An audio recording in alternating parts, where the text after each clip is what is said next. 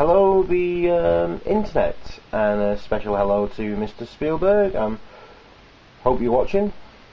You find this? Anyway, yeah, Mr. Spielberg.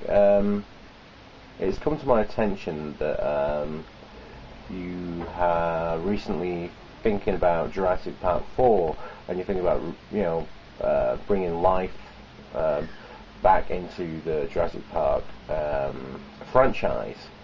I can only say this is a good thing. I love the Jurassic Park movies. I think they're absolutely amazing.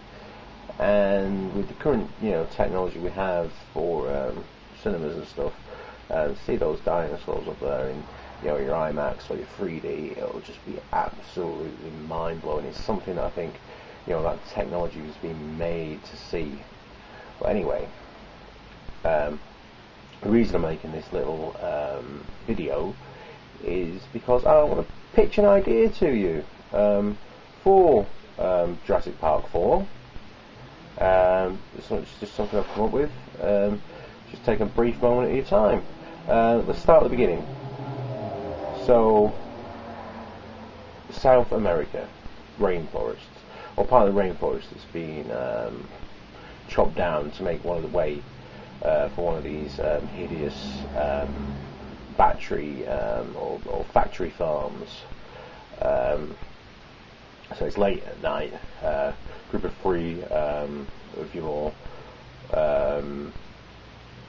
hardcore environmentalists breaking into the, obviously it's animal rights environmentalists. So they're getting in there because obviously they think what's happening to the animals in the cattle in there is wrong, so they're planning on maybe breaking them out or some such. So we get over the wall, creep up to the vast warehouse, break the way in, and then when they get in there, it's swinging lights around, and all of a sudden, the lights come on, and they realise this vast warehouse is just full of these, chained up or iron bars, everything just brontosaurs. Absolutely, it's a vast warehouse full of brontosaurs that are being kept in a factory farming conditions. So they decided to start taking photos of this. Unfortunately, the flashes disturb the dinosaurs. They start moving about. Maybe one of the environmentalists get stood on, so that makes them hightail it out of there. As they're going off there, they set off the alarms, and when the alarms get set off, we hear some shutters open, and as the environmentalists are climbing back over the wall, one of them's trying to help the last one just make his last way over. We hear that, very specific sort of like Velociraptor jump sort of like sound effects. Don't actually see the Velociraptor, we just hear that in the dark, from the dark, and leaving the guy. He's just, on his own at the top of the wall, holding his mate's camera, and then boom, cut to opening titles. Yeah, so that's like sets the scene, I think. A nice little teaser. Then we cut to Lex from the first film, all grown up now. Again, she's an environmentalist lobbyist. She's followed her passions with that, but sometimes thinks that she doesn't get taken all that too seriously. I think because the corporation, this fast food corporation, unscrupulous fast food merchants chains. I was going to call them sort of like Regal Clowns or something. See what I've done there, avoiding all copyright issues. Let's call them Regal Corp for the case of this pitch, because it sounds alright. Regal Corp, have taken over InGen, and because like some of the environmental stuff that she's looking after, looking into about the factory farming, the waste issues and stuff with this unscrupulous fast food company. I think it's more to do with her hatred of them taking over InGen, because I think the Murphys have been pretty much cut out of sort of like that company now, and so they're feeling that they think maybe that everything she's doing, she's digging up, is being done out of spite rather than actually any real concern for the environment. But obviously, got pegged down wrong there. Anyway, she's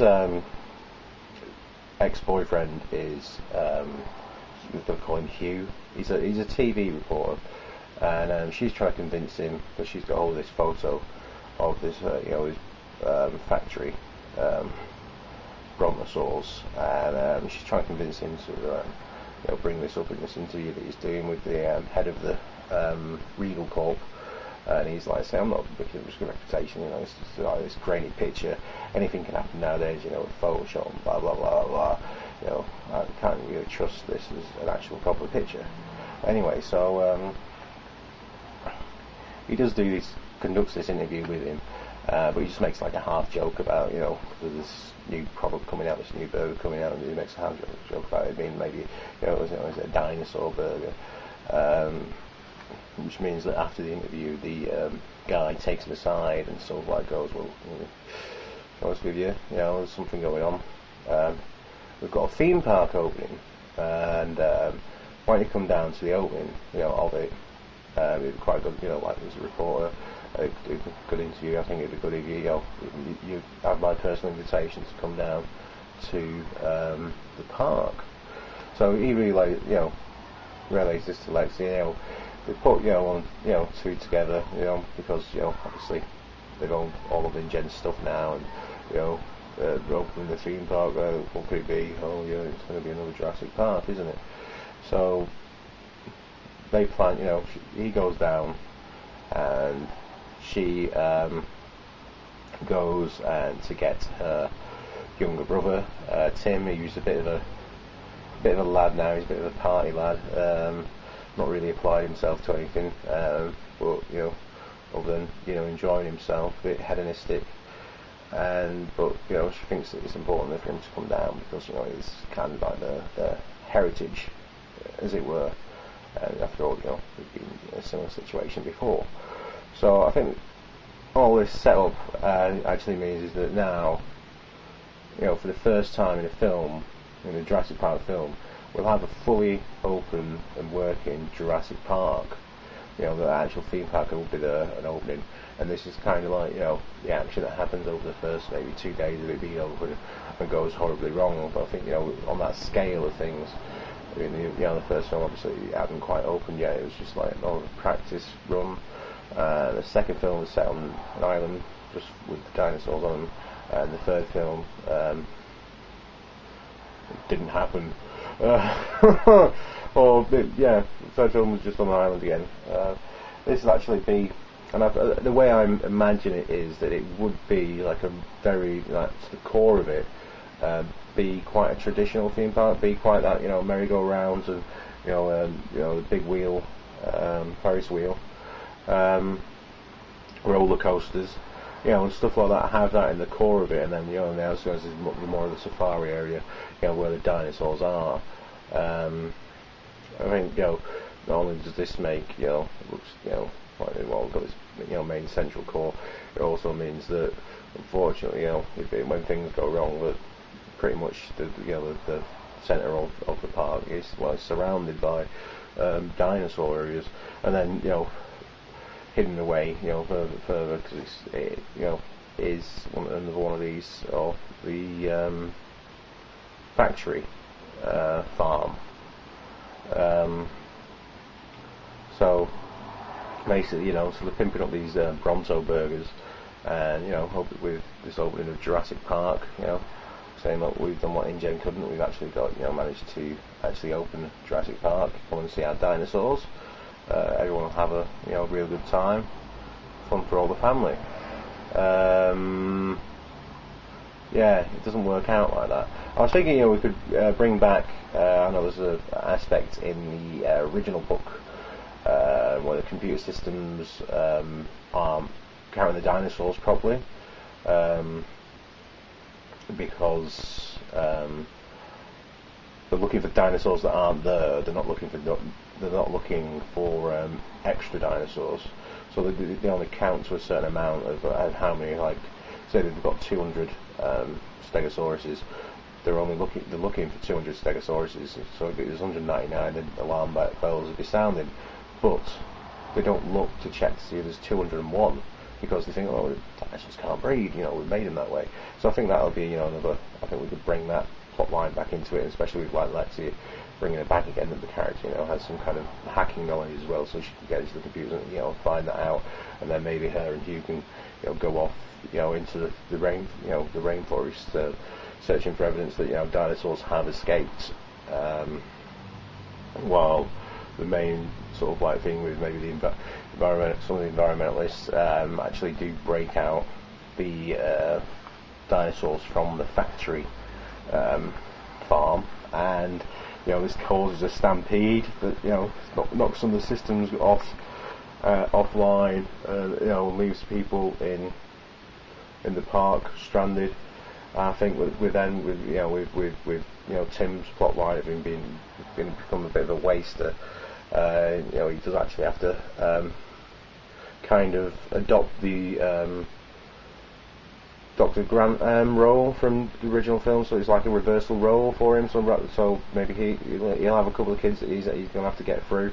And I think could have like chases with velociraptors on roller on the slats of roller coasters or on a Ferris wheel, with them sort of like having to like jump from cab to cab, on that would absolutely be some amazing set pieces, especially with maybe some dinosaur mayhem going on, underneath the background, stampeding triceratops.